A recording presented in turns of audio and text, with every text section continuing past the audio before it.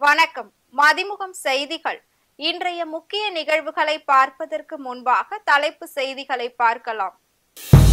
முத்தமிழ் முருகன் மாநாடு சிறப்பு மலரை வெளியிட்டார் முதலமைச்சர் மு.க. ஸ்டாலின்.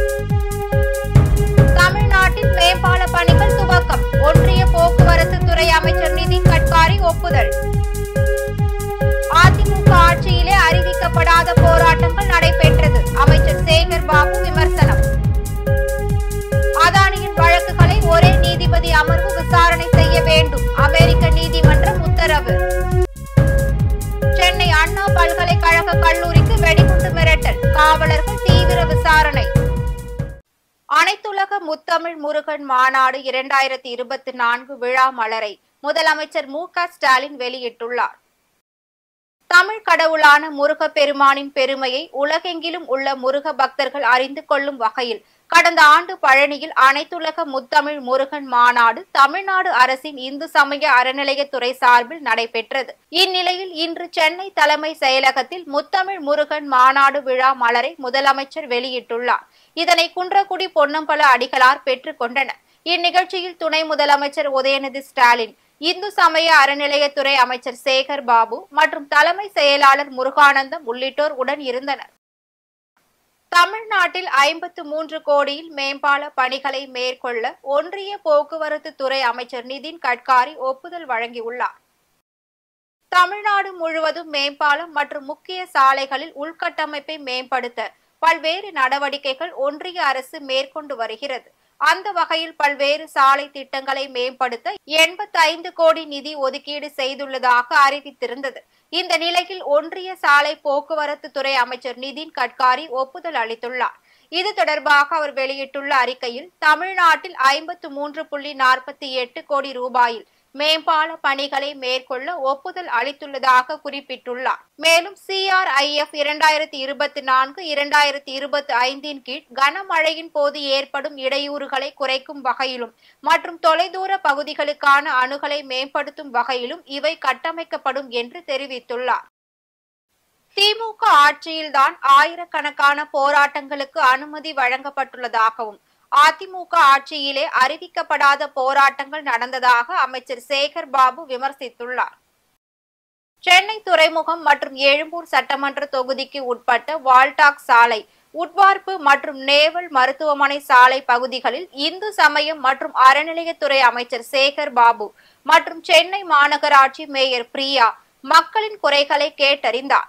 அதன் பின்னர் செய்தியாளர்களிடம் பேசிய அமைச்சர் சேகர் பாபு, திமுக ஆட்சியிலே ஆயிரக்கணக்கான போராட்டங்கள் நடத்த அனுமதி வழங்கப்பட்டுள்ளதாகவும் அறிவிக்கப்படாத போராட்டத்திற்கு அனுமதி மறுக்கப்பட்டுள்ளதாகவும் கடந்த ஆட்சியிலேயே பொதுமக்களுக்கு இடையூறு விளைவிக்கும் போராட்டங்கள் நடத்தப்பட்டதாக விமர்சித்துள்ளார். அவரை தொடர்ந்து பேசிய மேயர் பிரியா, சென்னையின் பல்வேறு பகுதிகளில் சாலை போடும் பணிகள் தொடங்கப்பட்டுள்ளதாகவும் 6000 சாலைகளில் சீரமைப்பு செய்யும் பணி நடைபெற உள்ளதாகவும் தெரிவித்துள்ளார். மேலும் பொதுமக்கள் முன்வைத்த கோரிக்கைகள் உடனடியாக நிறைவேற்றப்படும் என்றும் உறுதி அளித்துள்ளார். ஆடோட அவங்களை அடிக்கல, ஆடு ஒரு இடத்துல அடிச்சு வச்சிருந்தாங்க, இவங்களும் ஒரு இடத்துல அடிச்சு வச்சிருந்தாங்க. முன்னறிவிப்பு இல்லாமல் இப்படி போராட்டங்கள் நடத்துகின்ற பொழுது மக்களுக்கு ஏற்படுகின்ற துன்பங்களையும் அவர்கள் சராசரியாக கணக்கிட வேண்டும். ஆகவே திடீர் போராட்டத்தால், அதுவும் பெண்கள் என்பதால் எங்கு இடவசதி இருக்கின்றதோ அங்கு கைது செய்யப்பட்டவர்களை அழைத்து சென்று சிறைக்கெல்லாம் அனுப்பாமல் அங்கேயே ஜாமீனில் விடுவித்து விடுகிறார்கள். ஆகவே ஆடு அடைக்கப்பட்ட கொட்டகை வேறு, இவர்களை அடைத்து வைத்திருக்கின்ற கொட்டகை வேறு. கட்சியுடைய மாநில செயலர் பாலகிருஷ்ணன் அவர்கள் ஒரு மிகப்பெரிய குற்றச்சாட்டு வைக்கிறார். தமிழகத்தில் அறிவிக்கப்படாத எமர்ஜென்சி செயல்படுத்தப்பட்டுள்ளதா அப்படின்ற ஒரு குற்றச்சாட்டு வைக்கிறார். போராட்டம் நடத்த அனுமதிக்கப்படுவதில்லை, திருமுனை கூட்டம் கூட நடத்த அனுமதிக்கப்படவில்லை. தமிழக முதல்வர் இது குறித்த கவனம் அவருக்கு அவர் எந்த கண்ணோட்டத்தில் இதை எடுத்து சொல்லுகிறார் என்று தரவில்லை. ஜனநாயக நாடு. இந்த ஆட்சியில்தான் கடந்த ஆண்டை கணக்கிட்டு பார்த்தால் 1000 கணக்கான போராட்டங்களுக்கு அனுமதி வழங்கப்பட்டிருக்கின்றது. அறிவிக்கப்படாத எமர்ஜென்சி என்பது கடந்த ஆட்சி காலம். இதுவரையில் அப்படி போராட்டத்தில் ஈடுபடுபவர்களை ஒருவர் மீது கூட அவர்களை ரிமாண்டு செய்கின்ற சூழலை எடுத்துக்கொள்ளவே இல்லை. அவருடைய தேவை என்னவென்று தெரியவில்லை. கேட்டு அறிந்து கொண்டு அவைகளையும் நிவர்த்தி செய்வோம். அதானியின் 3 வழக்குகளையும் ஒரே நீதிபதி அமர்வு விசாரணை செய்ய வேண்டும் என அமெரிக்க நீதிமன்றம் உத்தரவிட்டுள்ளது. அதானியின் சூரிய மின்சக்தி நிறுவனம் தயாரிக்கும் மின்சாரத்தை விநியோகிப்பதற்கான ஒப்பந்தத்தை பெறுவதற்காக ஆந்திரா, ஒடிசா, தமிழ்நாடு உள்ளிட்ட மாநிலங்களில் அரசு அதிகாரிகளுக்கு 2000 கோடிக்கு மேல் லஞ்சம் கொடுக்கப்பட்டுள்ளதாக அமெரிக்கா குற்றம் சாட்டியுள்ளது. இதை மறைத்து அமெரிக்கர்களிடம் இருந்து அதிக அளவிலான முதலீடுகளை பெற்றுள்ளதாக அமெரிக்காவின் பத்திரங்கள் மற்றும் பரிவர்த்தனை ஆணையம் நீதிமன்றத்தில் வழக்கு தொடர்ந்துள்ளது. இதனை அடுத்து அமெரிக்க நீதிமன்றம் பிடிவாரண்ட் பிறப்பித்திருந்தது. இந்நிலையில் இந்த 3 வழக்குகளும் ஒரே நீதிபதி அமர்வுக்கு மாற்றி விசாரணை நடத்த நியூயார்க் நீதிமன்றம் உத்தரவிட்டுள்ளது. இது தொடர்பாக நீதிமன்றம் வெளியிட்டுள்ள உத்தரவில் நீதித்துறை செயல்திறனை மேம்படுத்தும் நோக்கிலும் 3 வழக்குகள் வெவ்வேறு அமர்வில் விசாரிக்கப்படும் பட்சத்தில் விசாரணை தேதிகளில் முரண்பாடு ஏற்படுவதால் இதனை தவிர்ப்பதற்காக இந்த முடிவுகள் எடுக்கப்பட்டுள்ளதாக குறிப்பிட்டுள்ளார். சென்னை அண்ணா பல்கலைக்கழக கல்லூரிக்கு வெடிகுண்டு மிரட்டல் விடுக்கப்பட்டதால் மாணவர்களிடையே அச்சத்தை ஏற்படுத்தியுள்ளது. சென்னை அண்ணா பல்கலைக்கழக மாணவி பாலியல் வழக்கு தமிழகம் முழுவதும் பெரும் அதிர்வலைகளை ஏற்படுத்தியுள்ளது. இந்நிலையில் அக்கல்லூரிக்கு மின்னஞ்சல் மூலம் வெடிகுண்டு மிரட்டல் வந்துள்ளது. இதனையடுத்து வெடிகுண்டு நிபுணர்கள் மோப்பநாய் உதவியுடன் தீவிர சோதனையில் ஈடுபட்டுள்ளனர். சோதனையின் முடிவில் வெடிகுண்டுகள் ஏதும் இல்லை என்றும் அந்த மிரட்டல் வெறும் புரளி என்றும் தெரிய வந்துள்ளது. இதுகுறித்து கோட்டூர்புரம் காவல்துறையினர் வழக்கு பதிவு செய்து மிரட்டல் விடுத்தது யார் என்பது குறித்து விசாரணை மேற்கொண்டு வருகின்றனர். இந்த சம்பவம் மாணவர்களிடையே பெரும் அச்சத்தையும் பரபரப்பையும் ஏற்படுத்தியுள்ளது. புதிய தொற்று நோயை தடுக்க முன்னெச்சரிக்கை விதிமுறைகளை மக்கள் கடைபிடிக்க வேண்டும் என ஒன்றிய அரசு அறிவித்துள்ளது. சீனாவில் ஹியூமன் மெடா நியூமோ எனும் வைரஸ் தொற்று தற்போது அதிக அளவில் பரவி வருகிறது. இதனால் ஏராளமானோர் உயிரிழந்துள்ளதாகவும் பலர் பாதிக்கப்பட்டுள்ளதாகவும் தகவல்கள் வெளியாகியுள்ளது. இந்நிலையில் மத்திய சுகாதார பணிகள் தலைமை இயக்குனர் அதுல் கோயல் இது தொடர்பாக அறிக்கை ஒன்றை வெளியிட்டுள்ளார். அதில் இந்தியாவில் இதுவரையில் தொற்று பாதிப்பு எதுவும் இல்லை என்றும் தற்போதைய சூழலில் மக்கள் யாரும் அச்சப்பட தேவையில்லை என்றும் முன்னெச்சரிக்கை நடவடிக்கையாக ஒன்றிய அரசு மருத்துவமனைகளில் போதிய மருந்துகள் மற்றும் படுக்கை வசதிகள் தயார் நிலையில் உள்ளதாக தெரிவித்துள்ளார். மேலும் சுவாச தொற்றுகளை தடுக்கும் வகையில் பொதுவான முன்னெச்சரிக்கை வழிமுறைகளை மக்கள் கடைபிடிக்க வேண்டும் எனவும் கேட்டுக் கொண்டுள்ளார். வேலூர் நாடாளுமன்ற உறுப்பினர் கதிர் ஆனந்துக்கு சொந்தமான இடங்களில் அமலாக்கத்துறை அதிகாரிகள் 2வது நாளாக சோதனையில் ஈடுபட்டு வருகின்றனர்.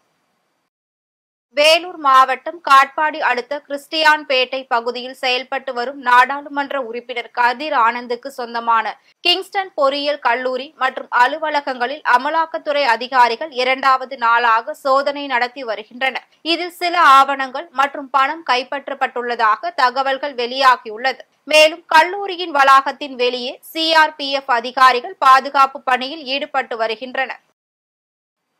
தர்மபுரி அருகே மரணமடைந்த ராணுவ வீரர் உடலுக்கு அரசு மரியாதையுடன் 27 குண்டுகள் முழங்க உடல் நல்லடக்கம் செய்யப்பட்டது.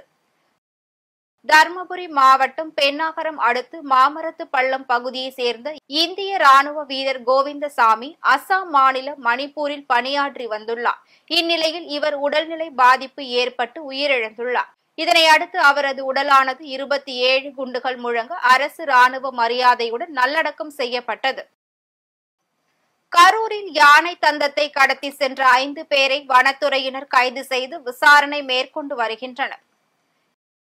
ஈரோடு மாவட்டம் சத்தியமங்கலத்தை சேர்ந்த பெருமாள் யானை தந்தத்தை விற்பனை செய்வதாக வனத்துறையினருக்கு ரகசிய தகவல் கிடைத்துள்ளது.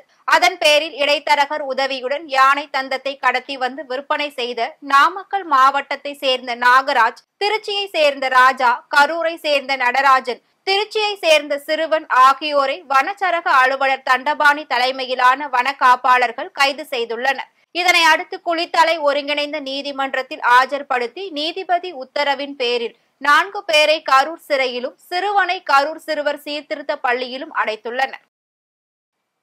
முன்னாள் முதலமைச்சர் பேரறிஞர் அண்ணா பிறந்த நாளை முன்னிட்டு தமிழ்நாடு விளையாட்டு மேம்பாட்டு ஆணையத்தின் சார்பில் பல்வேறு இடங்களில் மிதிவண்டி போட்டி நடைபெற்றது. ராணிப்பேட்டை மாவட்ட ஆட்சியர் அலுவலகத்தில் ஆட்சியர் சந்திரகலா தலைமையில் தமிழ்நாடு விளையாட்டு மேம்பாட்டு ஆணையம் சார்பாக அறிஞர் அண்ணா பிறந்த நாளை முன்னிட்டு மாணவ மாணவிகளுக்கு மிதிவண்டி போட்டி நடைபெற்றது. இதனை தமிழக கைத்தறி மற்றும் துணிநூல் துறை அமைச்சர் R. காந்தி கொடியசைத்து துவக்கி வைத்தார். அதனைத் தொடர்ந்து இதில் வெற்றி பெற்ற மாணவ மாணவிகளுக்கு 2000 ரூபாய் முதல் 5000 ரூபாய் வரை பரிசு தொகை மற்றும் சான்றிதழ்கள் வழங்கி கௌரவித்தனர். அதேபோல் அரியலூர் மாவட்டத்தில் மாவட்ட அளவிலான மிதிவண்டி போட்டியை மாவட்ட ஆட்சியர் ரத்தினசாமி துவக்கி வைத்தார். இதில் முதல் 3 இடங்களில் வெற்றி பெற்ற மாணவர்களுக்கு பரிசு தொகையாக 5000 முதல் 3000 மற்றும் 2000 ரூபாய் என பரிசு தொகைகள் வழங்கப்பட்டது. அதேபோல் 4 முதல் 10 இடங்களில் வெற்றி பெற்றவர்களுக்கு 250 ரூபாயும் வழங்கப்பட்டது.